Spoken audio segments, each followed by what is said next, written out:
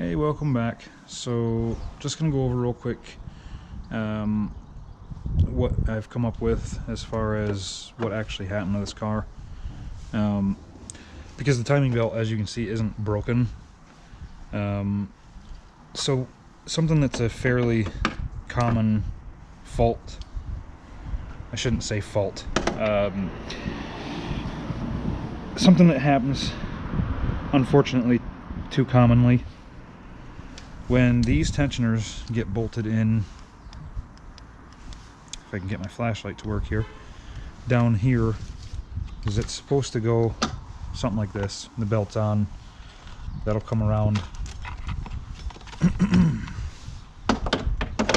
light down, that will come over something like this, and then the tensioner will sit about where my fingers are. So it is almost impossible to see. In fact, I don't know if the camera's even going to see it.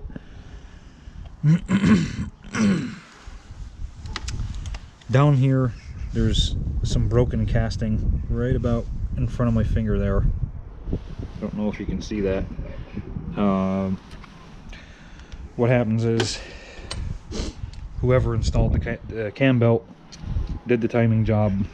They over torqued this bolt that goes in to that casting, which unfortunately is part of the block. Could I thread a longer bolt in and probably fix some bent valves and have a running engine? Yeah, the likelihood of that is quite good. However, I would never trust that, because if several of those threads have been broken off, all it takes is for a hard acceleration or a particularly cold morning or anything like that, any kind of variable, and it could absolutely tear the rest of those threads out, and there you go again on the side of the road. Only now you've got a head gasket set in, you've taken the head to a machine shop and had it re-edged, you've put new valves in. I don't need to explain every single part of it, but so where we go from here? Where we go from here is putting an engine in the car. Is it the worst thing in the world? No, absolutely not. In fact, I kind of went into this with that kind of expectation of having to put an engine in the car. So I can source one for about 400 pounds. It's not horrible. That's pretty good. This is a Euro 4 D5. It's a 5-cylinder diesel. Sorry, I've got people going back and forth on my street here. It's a 5-cylinder turbo diesel. As you can see, there's 5 injectors. It has the swirl flaps, it's got the DPF, blah blah blah blah blah. Apparently that's been deleted with the tune that was done on the car. And speaking of the tune, I've got the dyno sheet here in front of me, which, as you can see, is 200 horse, 337 foot-pounds of torque, and there's the curve. So pretty good, honestly. I'm a little surprised though, excuse me, that the torque isn't higher in the lower range. But it's obviously whoever did the tuning. It's got a new engine mount with the car. This is, I mean, these aren't cheap. If anybody has one of these cars, they know that. These aren't exactly cheap because they're vacuum controlled.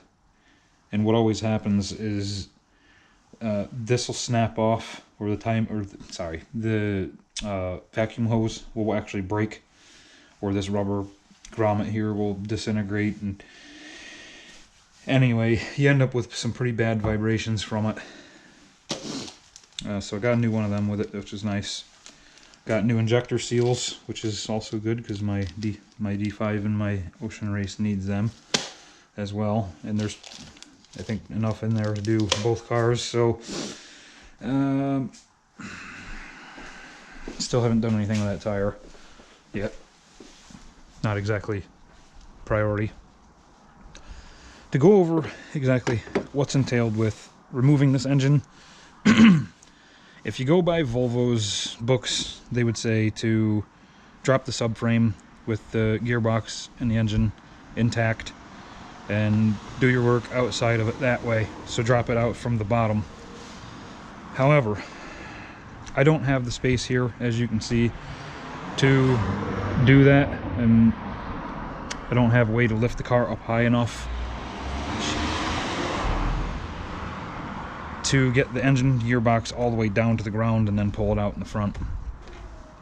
And there is enough room once I remove all this stuff here. So here's the ECU and the airbox underneath it, and back in here you've got the ABS pump, so all the brake hoses and brake pipes there.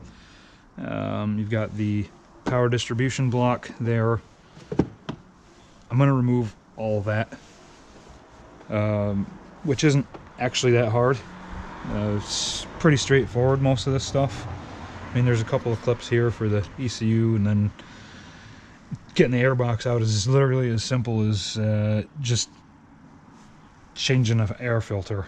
So all this here will be out of the way relatively easily.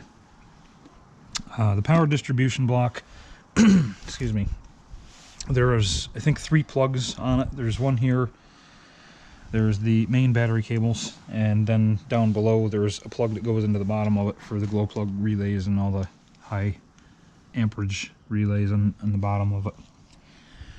Then this can come out. ABS pump is literally just as simple as taking those brake pipes off and then loosening these bolts up, and then the whole ABS pump will come out. Do I need to remove the ABS pump? Not necessarily. I could probably get around having to do that, but I don't want to bend or kink any of these brake pipes, because then it's just more work. The high pressure fuel pump here will have to come out, as well as the vacuum pump that's right here. That'll have to come off. And then just unplugging things and moving everything out of the way. I'm going to remove the power steering pump from the car. It's easier if you just get it out of the way rather than laying it over the side and potentially scratching the hell out of your fenders. It's just easier to remove it. The AC pump, which is down in the bottom there, I'll probably leave that in the car and just lay it down on the subframe because it will be out of the way enough. The boost pipes coming to and from the intercooler, don't know if you can see that, they'll be pretty easy to get to. I mean, there's a clamp here and there's one right at the intercooler there. Take them off. At the back, I've got this heat shield here in the way. But once that heat shield's off, there's 3 bolts for the turbo to go out the exhaust from there, and I can just take that center section with the DPF out, so that's out of the way completely. And then it's just a couple of coolant hoses, a couple more plugs, and then there's an engine mount here in the front. At the bottom, there's one in the front of the engine there, which, as you can see, funny enough, don't know if you can see this, but there's a bolt sticking into the end of a vacuum line there, probably because that vacuum line broke, like they all do, and that's probably why he ended up buying a mount, which the mount itself actually looks alright. So anyway, I digress. It's just little stuff here and there all around the engine, making sure everything's unhooked and you have a little bit more room.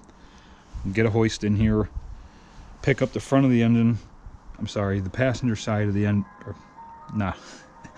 sorry, I'm American, the driver's side of the engine first, to get it at an angle kind of like this, so that the gearbox is facing almost straight down, and then pull it all in one piece, gearbox along with it, just because it'll be easier to put it back together outside of the car. Oh, so axle shafts too. So the angle gear that sits at the back of the engine, it's bolted to the engine and the transmission. This is how Volvo's all-wheel drive system works. You've got the transmission, where one axle shaft comes straight out of, going to the driver's side, and the other side's got the angle gear where the axle shaft comes out going to the passenger side, and a prop shaft going to the back wheels. So that angle gear comes out, and then both shafts come out. And then as far as the transmission goes, it'll be 2 lines going to the radiator and a linkage and 2 plugs, I think it is. So it's not that big of a deal. Anyway, get it all out, put it in here on an engine stand so I can get the parts out of the engine that I want, because there are a lot of new parts in there, new rockers, new lifters, so on and so forth. Plus I want to take these injectors because they're expensive. Basically take anything out of the engine that I can use later, potentially, and get an engine here, which obviously that won't be too big of a deal. Stab it back together, put some new gaskets in it, seals, probably do the rear main seal, and then stab it back in, and then the car's done. Or so it would seem. So I'll take you around, just show you what I've found so far. With these 4C struts, don't know if you can see the problem or not, but comment down below if you see the problem. Ready to me for me to tell you? There's a spring down here, and you can clearly see that the end of it's broken. Funny thing is though, there's a smaller spring in here that looks like it's intact. So I don't know what that's all about, but I gotta put new springs in it. It looks worse than it is, trust me. There's gonna be some scaly stuff on shocks. That's just par for the course. It's an old car. There's a wire right here that I'm holding that goes to the bottom of the shock. And I don't know if you remember the last video, I spoke about 4C suspension. What that is an electronically controlled dampening rate for these cars, and basically what it does is makes it either a stiff ride or a smooth ride on the fly. There's a button in the center console for it. The brakes themselves look okay. It looks like it was pretty recently that they were replaced. It's unfortunate they're all crusty, but they'll clean up when you drive it. Subframe looks good. I mean, there's a couple little crusty spots here and there, nothing too bad at all. I was concerned with in here because this is a known spot for them to rust, but as you can see, it's just as cherry can be. There's nothing, no corrosion whatsoever there. So yeah, it looks good. Up inside the strut tower, which is another weak spot for these cars, way up on top there, I don't know if you can see this, hopefully you can. There's just a tiny little bit of surface rust there that I can almost scrape off with my finger. But these are known for rotting out, and when they do, that's game over, because it's the structural integrity of the car. Inside, right here, it looks like somebody spray foamed it, which thankfully they didn't. They took spray foam and like sprayed it on a bench or something. What it is doing in there is holding the sunroof up, because somebody broke it at some point. So I got to replace the sunroof, which again, not horrible, but I do need to do that soon because there is water coming in.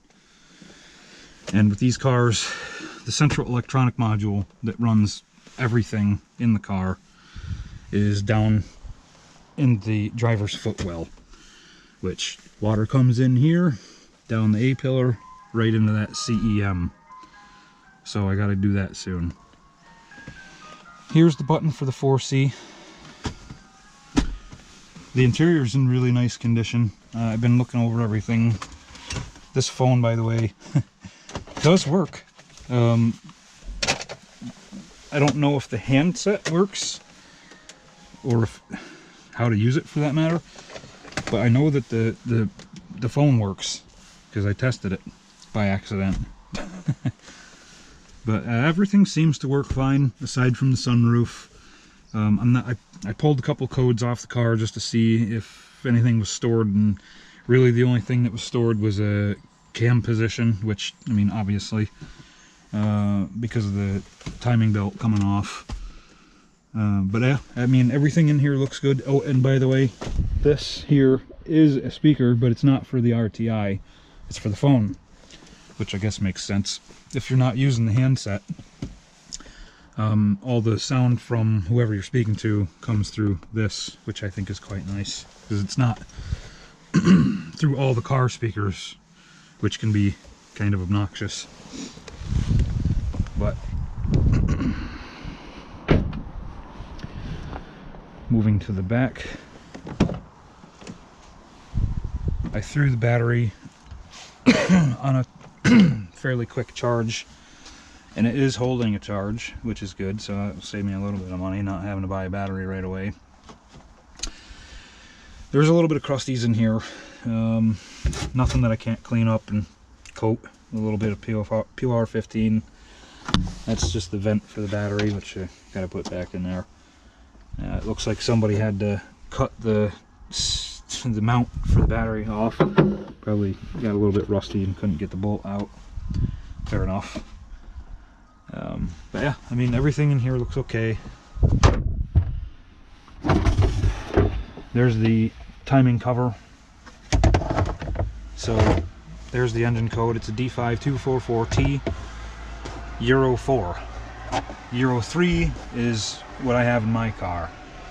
The main differences with them being that the Euro 4 obviously has the DPF and the swirl flaps, whereas the Euro 3 doesn't have those.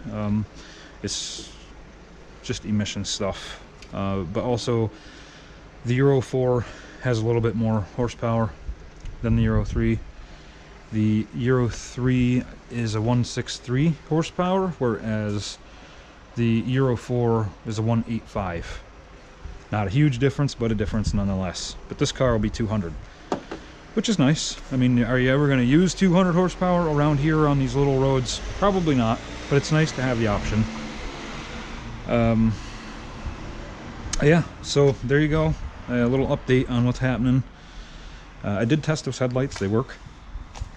So that's great news, because they're quite expensive if you have to buy them. Yeah, so stay tuned. There will be a lot more coming pretty soon, and obviously when we start pulling the engine and getting all that done, I'll make videos for that as well. So thanks for watching.